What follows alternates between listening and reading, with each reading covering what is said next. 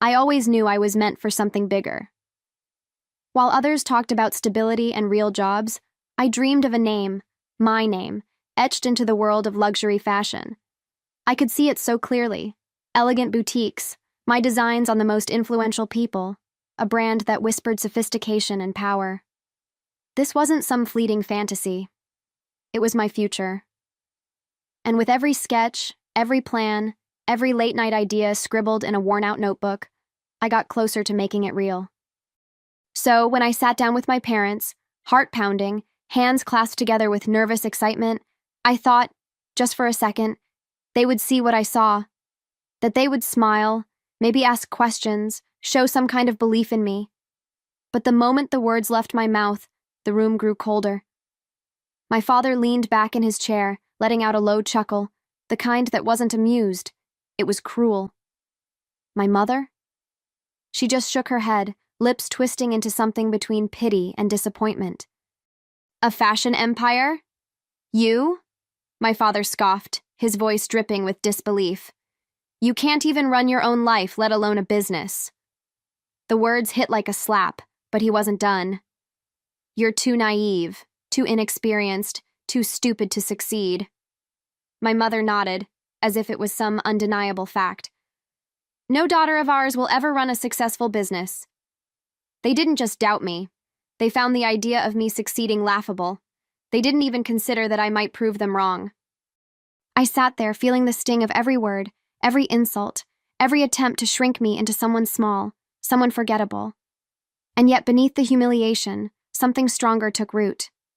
A quiet, unwavering certainty. I wasn't going to cry. I wasn't going to beg them to believe in me. No, I was going to win. I would make them eat every single word. I left that conversation with a fire burning inside me. Not the kind that fades overnight, the kind that turns into something unstoppable. They thought they had shut me down, that their laughter, their cruel words, had sealed my fate. But what they didn't realize was that they had done the opposite. They had given me the exact fuel I needed. That night, as I lay in bed staring at the ceiling, their voices echoed in my head. Too naive, too inexperienced, too stupid, over and over. Each repetition dug deeper, but instead of breaking me, it solidified something inside me. I wasn't going to prove them wrong just for revenge. No, I was going to do it because I knew I could, because I refused to let their lack of belief define my worth. The next morning, I woke up with a decision. No more waiting for approval, no more hoping they would see my potential. I saw it. That was enough. If they wanted me to get a real job, fine, I'd work, but not to abandon my dream. I would do whatever it took to fund it, to learn everything I needed to know. I'd teach myself, build something from the ground up, and when the day came that my name meant something, they would have no choice but to watch. I grabbed my notebook, the same one I had used for years, and flipped to a fresh page. At the top, in bold letters, I wrote 4 words. I'll prove them wrong. It wasn't just a promise anymore. It was a blueprint for everything I was about to do. From that moment on, I refused to waste another second seeking validation. I stopped waiting for encouragement, stopped hoping for an ounce of belief from people who had already decided I was destined to fail. If they couldn't see it, fine. I would build it anyway. I started obsessing, not in a reckless way, but in a way that turned every waking moment into preparation. I studied fashion, not just the aesthetics, but the industry itself. I read everything I could about business, marketing, branding. I watched interviews with designers, took online courses, analyzed what made a brand powerful. If knowledge was power, I was determined to arm myself to the teeth. But learning wasn't enough. I needed money. So I worked. Hard. Early mornings, late nights, multiple jobs, anything that would bring me closer to funding my dream. I folded clothes in retail stores, took shifts at a cafe, even worked as an assistant at a tiny design studio, just to be near the world I wanted to conquer. It was exhausting, sure, but every dollar earned felt like a brick in the empire I was building. And through it all, my parents never asked, never checked in, never cared. To them, I was still chasing a ridiculous fantasy, wasting time. They had no idea that every late shift, every sleepless night, every sacrifice was bringing me one step closer. closer to the moment they would see my name, not as a joke, but as a force. Building something from nothing isn't glamorous. It's not a perfect montage set to inspirational music. It's exhaustion, self-doubt, and an uphill battle every single day. But I had already made my choice. There was no turning back. If my parents thought I'd give up the second things got hard, they had no idea who they were dealing with. The first real challenge? Money. No investors, no savings, no safety net. Every cent I made went straight into fabric, equipment, and branding. I started small, really small. Sewing at night in my cramped apartment, sketching designs between shifts, researching suppliers on my lunch breaks. I had no storefront, no team, just me, a few rolls of fabric, and an unshakable belief that this would work. Then came the doubt. Not mine, but from everyone around me. Friends asked if I was sure about this. Coworkers raised eyebrows when I said I was working on a brand. Some laughed, some nodded politely, but I could see it in their eyes. They didn't think I would make it either. And that's when I realized something. People don't believe in things they can't see. And since my success didn't exist yet, they had already written me off. But that only made me hungrier. I wasn't waiting for permission. I wasn't waiting for a perfect moment. I was making this happen. One stitch, one design, one sale at a time. I launched my first boutique in the tiniest space imaginable. Barely more than a studio with a clothing rack and a cheap sign out front. No grand opening, no press, no excited customers lining up at the door. Just me, standing behind a counter, waiting, hoping. And at first, nothing. Days passed with barely a handful of visitors. Some walked in, glanced around, and left without a word. Others smiled sympathetically, as if they could already see me failing. It was humiliating. I had sacrificed everything to get to this moment, and the world just didn't care. But I refused to let that be the end of the story. If no one was paying attention, I'd make them. I started reaching out to fashion bloggers, sliding into their DMs, offering them free pieces if they'd just wear my designs once. I studied marketing like my life depended on it, because honestly, it did. I posted relentlessly, learned photography tricks to make my work look high-end, and hustled harder than I ever had before. Then, the real war began, the competition. Established brands didn't see me as a threat at first, but as soon as I started gaining traction, they did. And they fought back. Bigger stores undercut my prices. Suppliers started pulling deals, suddenly unable to work with a business of my size. Some even spread rumors that my designs weren't original. It was brutal, and for a moment I thought, maybe they're right. Maybe I'm not strong enough to win this fight. But then I remembered.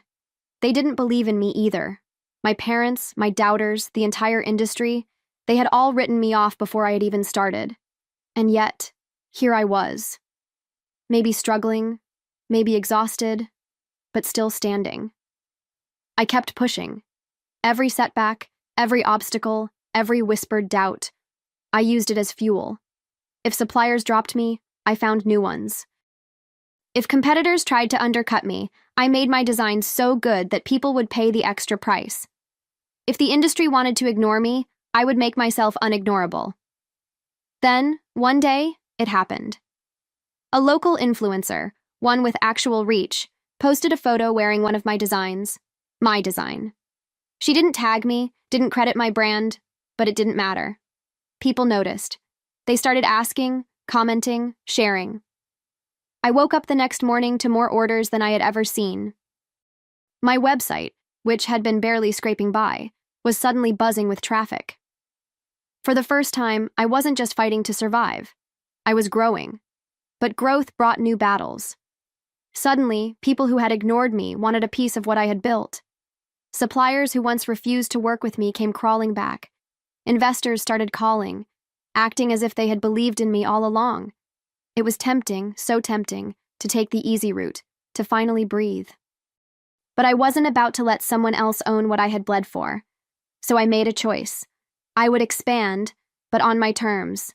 No shortcuts, no compromises. This wasn't just a brand anymore. It was proof. Proof that I was more than capable. Proof that every person who doubted me had been dead wrong. Success doesn't happen overnight, but when the moment finally arrives, it feels like it does. One day, I was barely making ends meet, fighting for scraps of attention. The next, my brand was everywhere. My inbox flooded with inquiries. Stores wanted to carry my designs. Stylists, the same ones who once ignored my messages, suddenly needed my pieces for their clients. It was surreal. I had spent so long clawing my way up, I barely recognized what winning felt like. But make no mistake, this wasn't luck. This was strategy. Every move, every risk, every late night had led to this. And now, for the first time, I wasn't just surviving. I was leading. Expansion was inevitable. I opened more stores, first in my city, then beyond. Fashion magazines started featuring my work, calling me the rising star of luxury fashion. Celebrities, influencers, even royalty, they wanted me. My designs were walking red carpets, gracing covers, selling out in minutes. And just like that, the same world that once ignored me was now hanging onto my every move. But the biggest shock? My parents. They had spent years laughing at my ambition, dismissing my dreams, making me feel like I was nothing. Now they were watching their daughter become a household name, and suddenly, everything changed. The first time I saw my parents react to my success, it wasn't through a phone call or a heartfelt message. No, it was through a news article, a feature about me, in one of the biggest fashion magazines in the country, my face on the page, my name headlining the article. A journalist calling me a visionary, a powerhouse, a force in luxury fashion. I imagined them reading it, sitting in the same house where they had once mocked me. I wondered if they hesitated before flipping the page, if they felt even a fraction of the disbelief I had once felt when they told me I was destined to fail. If, for the first time, they realized how wrong they had been. But they didn't reach out. Not at first. Instead, I started hearing things through other people, old neighbors, distant relatives, acquaintances I hadn't spoken to in years. Suddenly, my parents were proud. They told everyone how brilliant I was, how they had always known I would be successful, how I had inherited their work ethic and proved that ambition runs in the family. I laughed when I heard that one. They weren't proud of me. They were proud of the story they could tell about me. They were rewriting history in their favor, pretending they had always been supportive, that they had somehow played a role in my success. But I hadn't forgotten. I remembered everything. And soon enough, they would reach out themselves. The call came late one evening, unknown number. I almost didn't answer, but something in my gut told me to pick up. Gina, my mother's voice crackled through the line, hesitant, unfamiliar. It had been years since I'd last heard it, yet there was no warmth, no apology, just a forced casualness, as if nothing had ever happened. We've been meaning to call. We're so proud of you. I let the silence stretch between us. Proud. A word they had never used when I needed to hear it the most. We always knew you had it in you, she continued, her tone a little too rehearsed, a little too careful. Then, just as I expected, she got to the real reason behind the call. Your father and we're going through a bit of a rough time. There it was. The shift, the subtle transition from praise to need. After years of dismissal, mockery, and outright rejection, they weren't just reaching out to acknowledge my success. They wanted something. I leaned back in my chair, fingers tapping against the sleek glass desk that I had earned in the empire I had built. The very empire they said would never exist. Funny, I said, my voice calm but sharp. You didn't think I was capable of running a business, but now you're calling me for help. Silence. For the first time, they had nothing to say. There was a time when I would have done anything to hear those words. We're proud of you. Back then, I craved their approval like air, desperate for even the smallest sign that they believed in me. But now their words felt empty, manufactured. Just another carefully chosen move in a game they thought they could still control. We did everything for you, my mother said, her voice slipping into that well-worn tone of parental martyrdom. We just wanted what was best. And look at you now. You proved us right. I almost laughed. Proved them right? That was rich. I let the silence stretch, waiting, watching how quickly the cracks in their performance would show. It didn't take long. My father cleared his throat. Listen, Gina, he said. his voice suddenly gruffer, more urgent. "We're in a bit of a situation. Nothing serious, just, we could use a little help. Financially." Ah, there it was. I leaned back, glancing at the city skyline outside my penthouse window, the one I had earned without them, the one they never believed I could have. "So let me get this straight," I said, keeping my voice measured. "You called, not to apologize, not to acknowledge how much you underestimated me, but to ask for money?" Silence. And then, the inevitable defense. "We're your family," my mother said, as if that was supposed to mean something after all these years. "And family helps each other." Family. That word used to mean something to me. It used to hold weight, used to be unshakable. But now, coming from them, it felt like a weapon, a card they only played when it suited them. "Family helps each other?" I repeated, my voice calm but cutting. "That's interesting because I don't remember you helping me when I needed it." "Gina, that's not fair," my father snapped, irritation creeping into his voice. There it was, the mask slipping. "We had to be realistic. We couldn't let you waste your life chasing some fantasy." I let out a slow breath, shaking my head. A fantasy. That's what they called it back then. That's what they mocked, belittled, dismissed as a childish delusion. And now? Now that fantasy had become something they needed. My mother sighed, her voice softening, shifting into something that might have fooled me once. "Sweetheart, we were wrong. We see that now. But we're struggling, and you have the means to help. Don't you think it's time to move past all this? We're still your parents. Still my parents." As if that erased years of humiliation. As if that alone made them deserving of the success they had no part in building. I glanced at the designer sketches sprawled across my desk. The empire I had created. The future that I had fought for. And for the first time, I realized something. I didn't owe them a damn thing. I let the silence stretch, letting them sit in the weight of their own words. In the past, I might have wavered, might have softened at the sound of their voices. But not anymore. I owed them nothing.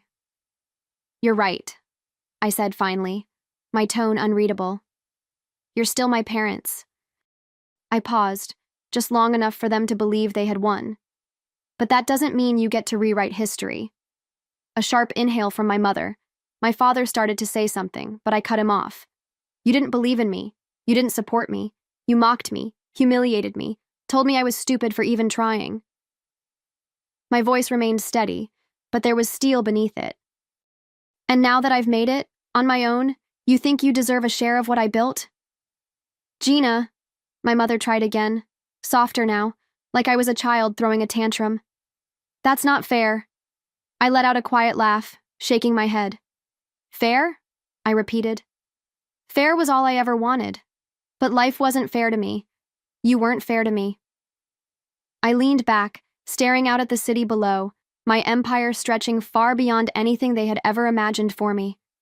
So now, I get to decide what's fair. More silence.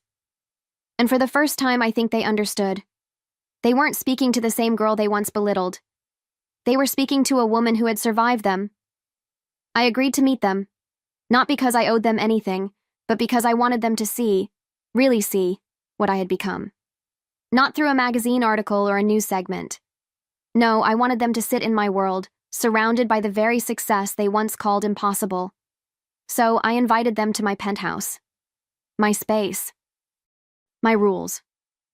The moment they stepped inside, I saw it. The wide eyes, the subtle hesitation, the way my mother's fingers trailed over the marble countertops as if trying to convince herself this was real. My father stood stiff, hands in his pockets, eyes scanning the skyline view like he was struggling to process it. I let them take it all in before I spoke. "Have a seat," I said, gesturing toward the sleek, custom-made furniture they had absolutely no part in providing. They sat, shifting uncomfortably, waiting for me to break the tension. But I wasn't in a hurry. I wanted them to feel the weight of the moment. "So," I finally said, crossing my legs, voice calm, "you need my help." My father cleared his throat, trying to regain some sense of authority. "We wouldn't ask if we weren't in a tough spot," he admitted, avoiding my gaze. "We just thought..." I tilted my head. No, you didn't think. That was always the problem. My mother exhaled, pressing her hands together. Gina, please. We know we made mistakes, but we're still family. There it was again. That word, family. As if saying it over and over would erase the past. I studied them for a long moment, letting their own discomfort settle in. They had expected something different, a warm reunion maybe, or at least an easy path to my generosity. They were wrong. You know what's funny? I said, my voice light, almost amused. I spent years wishing you'd say those words, that you were proud of me, that you believed in me. I leaned forward, my fingers tracing the rim of my glass. But now that you finally have, they don't mean a damn thing. My mother flinched, her face tightening. That's not fair, Gina. I laughed, shaking my head. Fair. They loved that word when it suited them. You didn't think about fairness when you called me stupid for chasing this dream. You didn't think about fairness when you laughed in my face. I met my father's gaze, holding it steady. You didn't believe in me until the world told you that you should. He had nothing to say to that. None of them did. So, let's be clear, I continued, straightening in my chair. I don't owe you anything. You don't get to waltz in here and play the loving parents just because it's convenient. A heavy silence filled the space. I could feel their unease, the way my words stripped away whatever delusion they had been clinging to. Good, let them sit in it. Then, just as their shoulders started to slump, I dropped the final blow. But, I said, tilting my head, I am going to help you. Their eyes snapped up, startled. My mother's lips parted in relief. My father exhaled, tension leaving his shoulders. They thought they had won. They had no idea what was coming next. Relief washed over their faces so quickly it was almost laughable. My mother reached for my hand, but I didn't move. My father sat a little straighter, clearing his throat like he was already trying to reclaim control of the situation. I let them have that moment. Let them believe just for a second that they had manipulated their way back into my life. Then I spoke. I'll help you, I said, my tone even, deliberate. But there are conditions. Their smiles faltered. They weren't expecting conditions. You said family helps each other, right? I leaned back, crossing my legs. Well, I want to help you the way you helped me. Confusion flickered across their faces. My father frowned. What do you mean? I tilted my head. I mean, I'll offer you the same support you offered me when I needed it. A slow, satisfied smirk pulled at my lips. Which is none. My mother inhaled sharply. Gina, that's... What? Unfair? I cut in smoothly. A bad business decision? Unrealistic? Because those were all the things you told me when I asked for help. I shrugged. I'm just following the example you set. My father's jaw clenched. My mother's face paled. For the first time, they looked truly afraid, not of losing my money, but of finally facing the consequences of the way they had treated me. I built this empire without you, I continued. I bled for it, sacrificed for it, fought for it. And the only time you cared was when you realized it could benefit you. My voice dropped slightly, sharp as glass. You don't deserve a single piece of it. I stood, smoothing out my dress, towering over them now, not just physically, but in every way that mattered. They had once belittled me. Now, they were nothing but desperate people sitting in a room they never believed I could own. I think we're done here, I said, nodding toward the door. Their faces were blank, their bodies stiff with humiliation. My father opened his mouth as if to argue, but nothing came out. There was nothing left to say. I watched as they stood, their movements slow, reluctant, as if they still couldn't believe this was happening. But it was. This was my revenge. Not anger, not cruelty, just a simple, undeniable truth. They needed me. I didn't need them. The door closed behind them with a quiet click, and for the first time in years, I felt something I hadn't expected. Peace. Not triumph, not some grand sense of revenge, just clarity. The weight of their expectations, their mockery, their doubt. It was all gone. I walked over to the floor-to-ceiling windows, looking down at the city that had once felt impossible to conquer. My city now, my empire, built with my hands, my sacrifices, my determination. Not theirs. Never theirs. For years, I had imagined this moment, fantasized about what I would say, how I would make them regret every cruel word, every insult. But now that it had happened, it didn't feel like a victory. It felt like closure. A door I had been waiting to shut for far too long. I thought I would feel empty without them. That, deep down, I still wanted their approval, their love. But standing here now, watching the life I had built stretch out before me, I realized the truth. I never needed them. I only ever needed to believe in myself, and I had. I still did. The next morning, I woke up lighter. No anger, no bitterness, just a quiet, settled feeling, like I had finally taken back something that was always mine. I went about my day as usual, moving through meetings, reviewing designs, planning the next phase of expansion. If my parents thought they had left a dent in me, they were wrong. They were a closed chapter. But the world had other plans. By the afternoon, my phone buzzed with messages, articles, interviews, posts. Word had spread. People weren't just talking about my success anymore. They were talking about them. How they had dismissed me, humiliated me, only to come crawling back when they needed something. The internet had dug up my past, piecing together the story even though I had never once spoken about it publicly. The headlines were brutal. Luxury fashion mogul shuts down parents who once laughed at her dream. She built an empire. Now her parents want a piece. Success is the best revenge. Gina Thompson's unapologetic rise. I hadn't planned this. I hadn't needed the world to know. But somehow they did. I exhaled slowly, setting my phone down.